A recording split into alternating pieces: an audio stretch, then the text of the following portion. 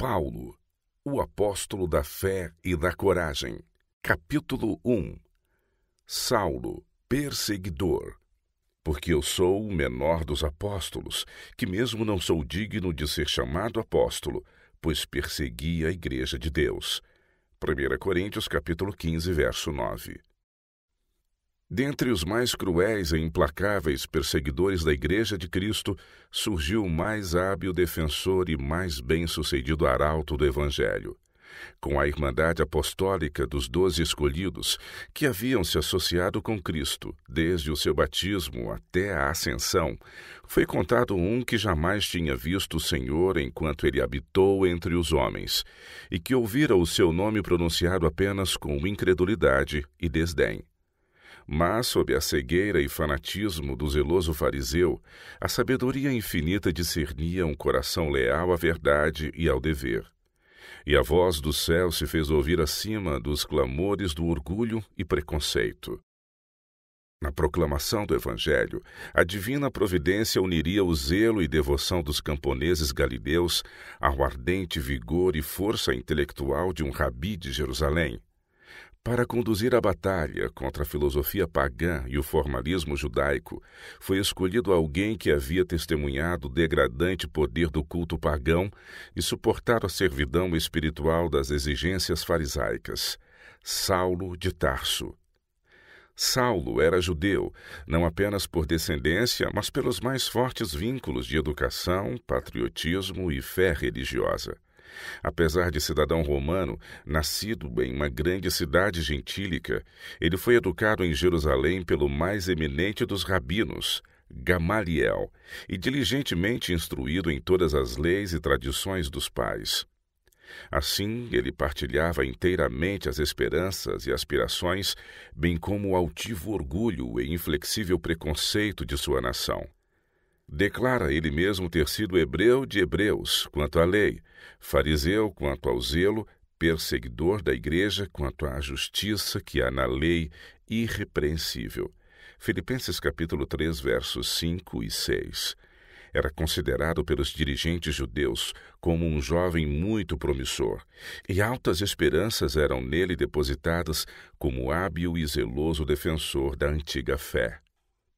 De comum acordo com sua nação, Saulo acariciava a esperança de um Messias que reinaria como um príncipe temporal, para arrancar do pescoço de Israel o jugo romano e assumir o trono do Império Universal. Não tinha nenhum conhecimento pessoal de Jesus de Nazaré ou de sua missão, mas prontamente assimilou o escárnio e o preconceito dos rabis para com aquele que estava tão longe de realizar suas ambiciosas esperanças, e depois da morte de Cristo, ele se uniu avidamente aos sacerdotes e príncipes na perseguição a seus seguidores, bem como uma seita odiada e proscrita.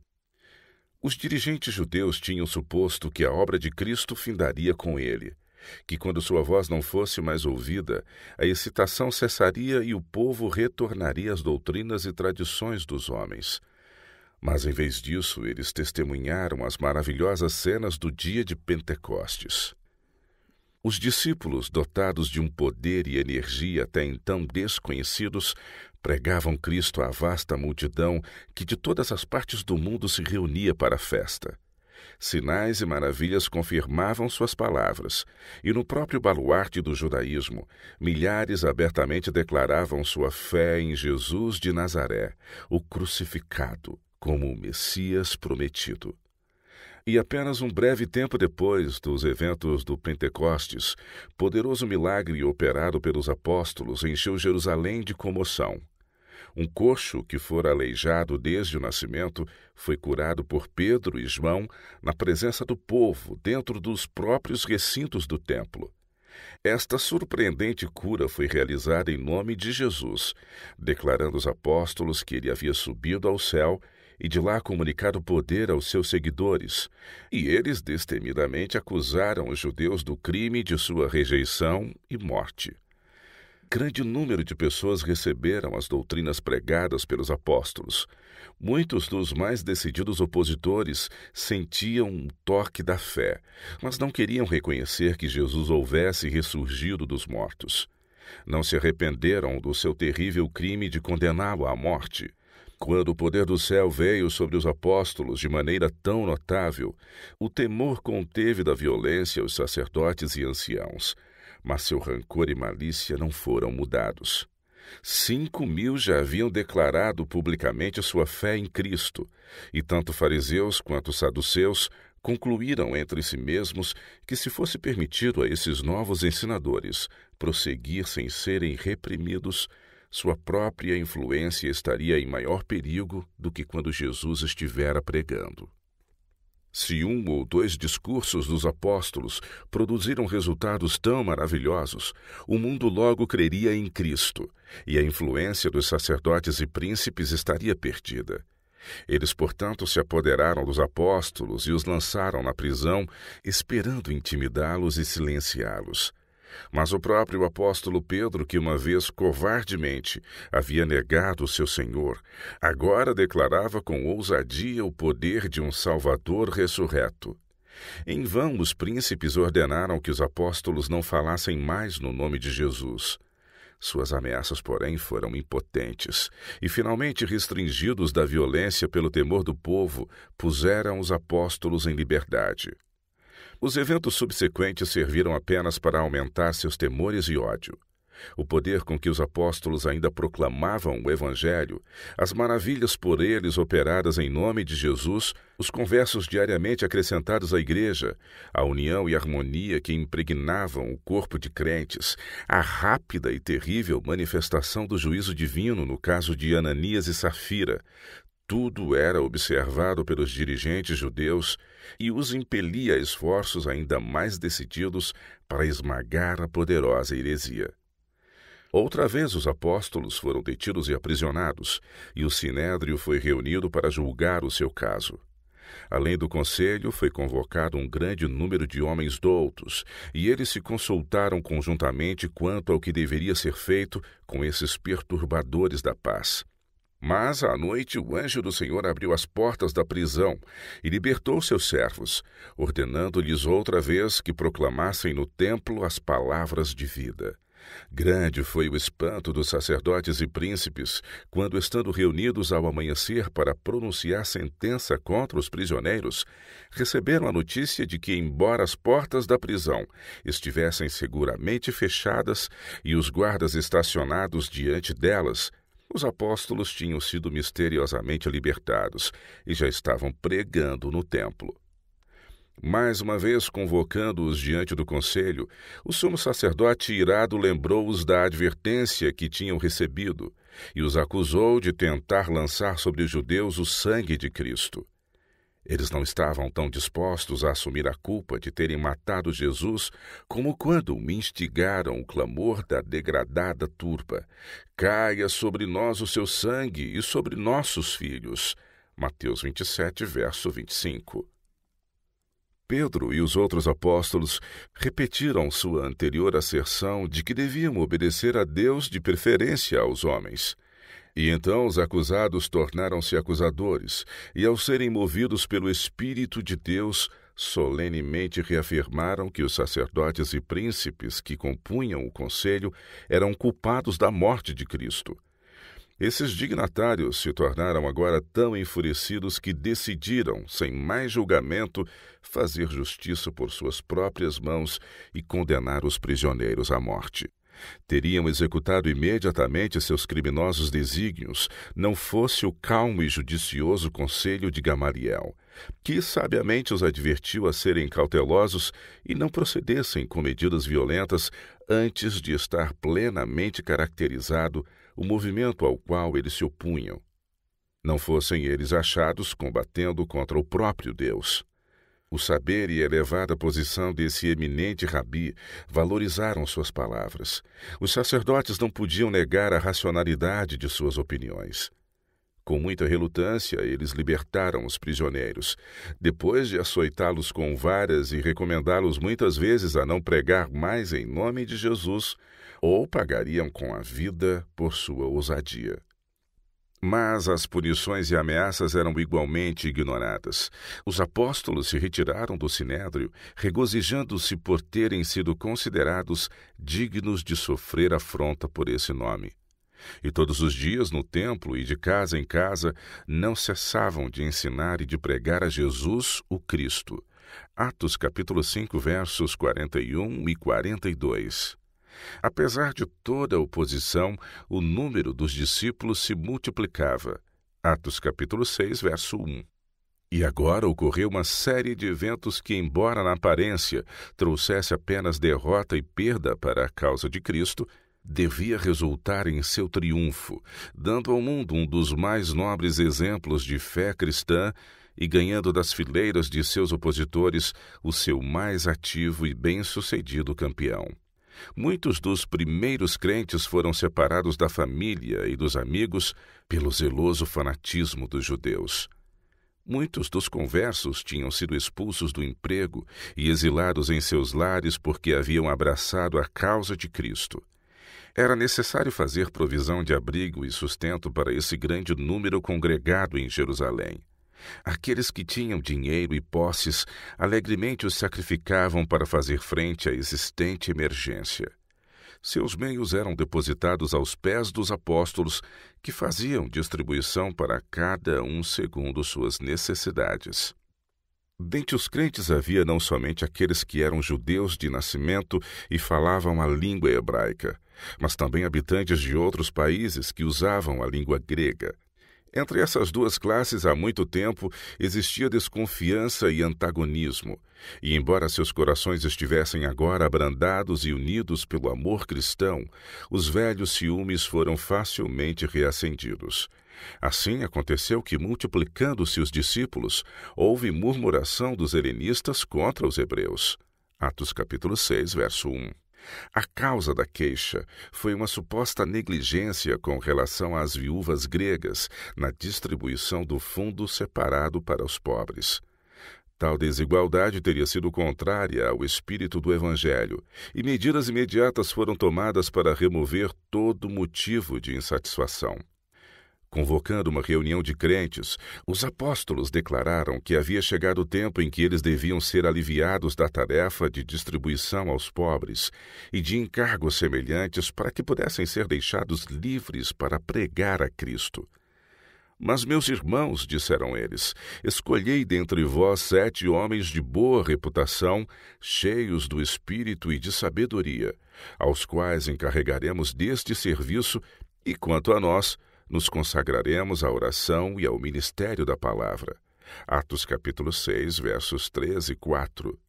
Este conselho foi seguido e os 7 homens escolhidos foram solenemente separados para seus deveres pela oração e por imposição das mãos. A indicação dos 7 foi grandemente abençoada por Deus. A igreja crescia em número e força, e muitíssimos sacerdotes obedeciam à fé. Atos 6, verso 7. Este sucesso foi devido à maior liberdade assegurada aos apóstolos e ao zelo e poder manifestados pelos 7 diáconos. O fato de esses irmãos terem sido ordenados para uma obra especial não os excluía de ensinar a fé. Ao contrário, eles estavam plenamente qualificados para instruir na verdade e se empenharem na obra com grande zelo e sucesso. O mais notável dos 7 era Estevão, que, cheio de graça e poder, fazia prodígios e grandes sinais entre o povo. Atos 6, verso 8. Embora judeu de nascimento, Estevão falava a língua grega e estava familiarizado com os costumes e hábitos dos gregos. Portanto, encontrou oportunidade de proclamar o evangelho nas sinagogas dos judeus gregos. Instruídos rabis e doutores da lei empenhavam-se em discussão pública com ele, esperando confiantemente uma fácil vitória. Mas não podiam resistir à sabedoria e ao espírito pelo qual ele falava. Atos 6, verso 10. Não apenas falava pelo poder do Espírito Santo, mas evidentemente era um estudante das profecias e versado em todas as matérias da lei. Habilmente defendeu as verdades que proclamava, derrotando completamente seus adversários. Os sacerdotes e príncipes que testemunharam a maravilhosa manifestação de poder que acompanhava o ministério de Estevão ficaram cheios de amargo ódio. Em vez de se renderem ao peso da evidência por ele apresentada, decidiram pela morte silenciar-lhe a voz. Em várias ocasiões tinham subornado as autoridades romanas para passar por alto, sem comentário, casos em que os judeus tinham feito justiça com as próprias mãos, e julgado, condenado e executado prisioneiros de acordo com seu costume nacional. Os inimigos de Estevão eram conscientes de que, ao seguirem tal procedimento, estavam correndo riscos. Em todo o caso, decidiram arriscar as consequências e, portanto, lançaram mão de Estevão e o levaram diante do conselho do Sinédrio para julgamento. Letrados judeus dos países circunvizinhos foram convocados a fim de refutar os argumentos do acusado. Saulo também estava presente e desempenhou uma parte importante contra Estevão. Trouxe o peso da eloquência e a lógica dos rabis para apoiar o caso, a fim de convencer o povo de que Estevão estava pregando doutrinas perigosas e enganadoras. Mas encontrou em Estevão alguém tão altamente educado como ele mesmo e alguém que tinha plena compreensão do propósito divino na propagação do Evangelho para outras nações. Os sacerdotes e príncipes em nada prevaleceram contra a clara e tranquila sabedoria de Estevão, embora fossem veementes em sua posição. Decidiram fazer dele um exemplo, e enquanto assim satisfaziam seu ódio vingativo, impediam outros pelo temor de adotar suas crenças. Falsas testemunhas foram subornadas para testificar que o tinham ouvido proferir palavras blasfemas contra o templo e a lei. Disseram eles, porque o temos ouvido dizer que esse Jesus, o Nazareno, destruirá este lugar e mudará os costumes que Moisés nos deu. Atos capítulo 6, verso 14. Ao achar-se Estevão face a face com seus juízes para responder pelo crime de blasfêmia, uma santa radiância brilhava em seu semblante. Todos os que estavam assentados no sinédrio, fitando os olhos em Estevão, viram o seu rosto como se fosse o rosto de anjo. Atos 6, verso 15. Aqueles que exaltavam Moisés poderiam ter visto no rosto do prisioneiro a mesma santa luz que brilhara na face do antigo profeta. Muitos dos que contemplaram o iluminado semblante de Estevão tremeram e velaram o rosto, mas a obstinada descrença e o preconceito prevaleceram. Estevão foi interrogado quanto à veracidade das acusações levantadas contra ele, e começou sua defesa em uma voz clara e penetrante que ressoou pela sala do conselho. Prosseguiu narrando a história do povo escolhido de Deus, em palavras que mantinham a assembleia fascinada. Demonstrou pleno conhecimento da economia judaica e mostrou que a interpretação espiritual dela agora se fazia manifesta através de Cristo. Deixou claro sua própria lealdade a Deus e à fé judaica, enquanto argumentava que a lei em que eles confiavam para a salvação não tinha sido capaz de preservar Israel da idolatria. Associou Jesus Cristo a toda a história judaica.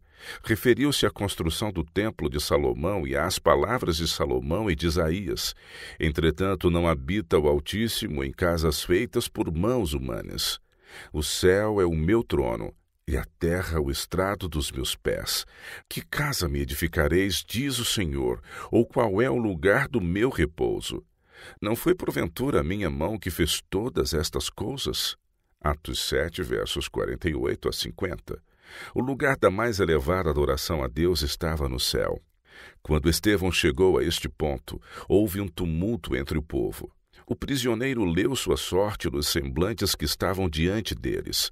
Percebeu a resistência encontrada por suas palavras, que foram proferidas por ordem do Espírito Santo. Sabia que estava dando seu último testemunho.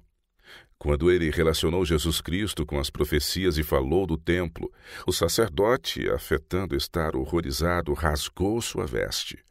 Este ato foi para Estevão um sinal de que sua voz logo seria silenciada para sempre. Embora estivesse apenas no meio do seu sermão, abruptamente o concluiu. Desprendendo-se de súbito da corrente da história e voltando-se para seus enfurecidos juízes, disse: Homens de dura cerviz e incircuncisos de coração e de ouvidos, vós sempre resistes ao Espírito Santo, assim como fizeram vossos pais, também vós o fazeis. Qual dos profetas vossos pais não perseguiram?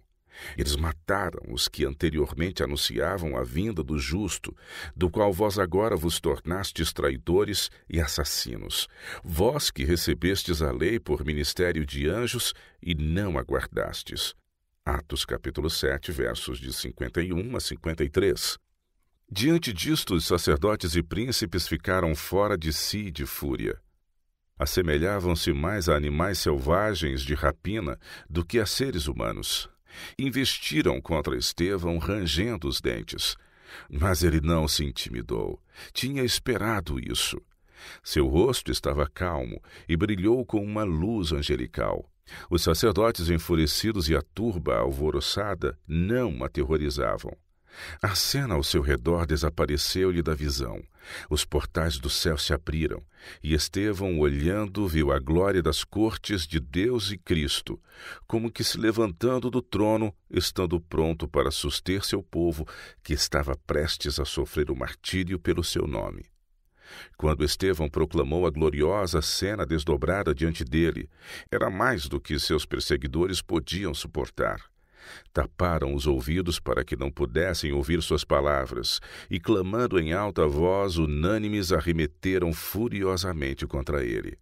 E apedrejaram Estevão, que invocava e dizia: Senhor Jesus, recebe o meu espírito. Então, ajoelhando-se, clamou em alta voz: Senhor, não lhes imputes este pecado. Com estas palavras, adormeceu. Atos capítulo 7, versos 59 e 60. Exigia-se das testemunhas que o tinham acusado que atirassem as primeiras pedras. Estas pessoas depuseram suas vestes aos pés de Saulo, que havia tomado parte ativa na disputa e consentira na morte do prisioneiro. O martírio de Estevão produziu uma forte impressão sobre todos os que o testemunharam. Foi uma dolorosa provação para a igreja, mas abriu caminho para a conversão de Saulo. A fé, a firmeza e a glorificação do mártir não podiam ser apagadas de sua memória. Viram o brilho divino sobre seu rosto. Suas palavras atingiram a própria alma daqueles que as ouviram. Permaneceram na memória deles e testificaram em prol da verdade. Não houve nenhuma sentença legal pronunciada contra Estevão, mas as autoridades romanas foram subornadas por grandes somas de dinheiro para não fazer nenhuma investigação do caso. Saulo parecia estar imbuído de um zelo frenético na cena do julgamento e morte de Estevão. Parecia estar encolerizado entre suas próprias convicções secretas de que Estevão fora honrado por Deus ao mesmo tempo em que era desonrado pelos homens. Continuou, porém, perseguindo a Igreja de Deus, perseguindo os seguidores de Cristo, agarrando-os em suas casas e levando-os aos sacerdotes e príncipes para aprisionamento e morte. Seu zelo em promover a perseguição era o terror dos cristãos de Jerusalém. As autoridades romanas não faziam nenhum esforço especial para deter a obra cruel e secretamente auxiliavam os judeus a fim de assegurar seu favor. Saulo era grandemente estimado pelos judeus por seu zelo em perseguir os crentes. Depois da morte de Estevão, foi eleito membro do conselho do Sinédrio, em consideração à parte por ele desempenhada naquela ocasião. Esse instruído e zeloso rabi foi um poderoso instrumento nas mãos de Satanás para conduzir a rebelião contra o Filho de Deus, mas logo deveria ser empregado para edificar a igreja que agora estava demolindo. Alguém mais poderoso do que Satanás havia escolhido Saulo para tomar o lugar do martirizado Estevão, a fim de pregar e sofrer por seu nome e propagar por toda a parte as alegres novas de salvação por meio do seu sangue.